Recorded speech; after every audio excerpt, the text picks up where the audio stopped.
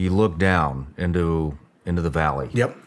And there's a clearing. There's a clearing. With a UAP. Yes.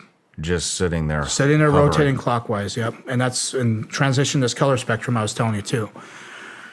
And that's why it's something that stuck out. It's not a building, you know. It's not something that you're used to seeing. Maybe topside it could have looked like a building or something that, you know, I don't know. I don't have that perspective. I wasn't a pilot or anything. But I can tell you from our point of view, it's something that it looked very unnatural and abnormal.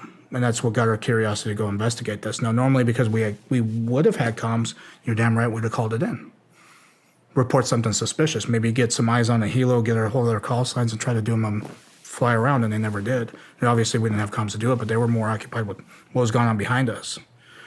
So when we trekked down and got around 150 to 200 meters from it, you know, and this is an opening. By the way, there's no tactical advantage being in this situation because you don't have cover. It's jungle. You have concealment, but this kind of concealment with vegetation is not bulletproof. Mm-hmm. So when we trekked up close, and we were attack column, so obviously you have points here, right, at each Marine. So you have visuals of the sides, somebody has point, and somebody has the rear.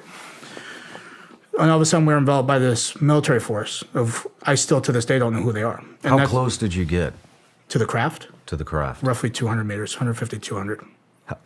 Did you get to the bottom of the hill? Yes. So you could see, so you saw the top of it, and then you could see underneath of it. And underneath of it had this platform that was on the ground that was separate from this craft hovering. And it was very weird to see, and I was like, okay, I don't know if that's kind of like a cement pad or something. I don't know if it was like a helo pad or anything like that at first, but then started seeing how the material kind of looked very similar to what the craft was. It's like, well, that's separate. So you have something that's on the ground, stationary, and then you have something that's up top, and it's just rotating in a clockwise position. So right when we got close to it, at least 150, 200 meters out, then all of a sudden we were engaged, at least not in a hostile manner, at least, not gunfire or firefight or anything like that. But the way that these guys moved was so fluid, it was so still, it was very, very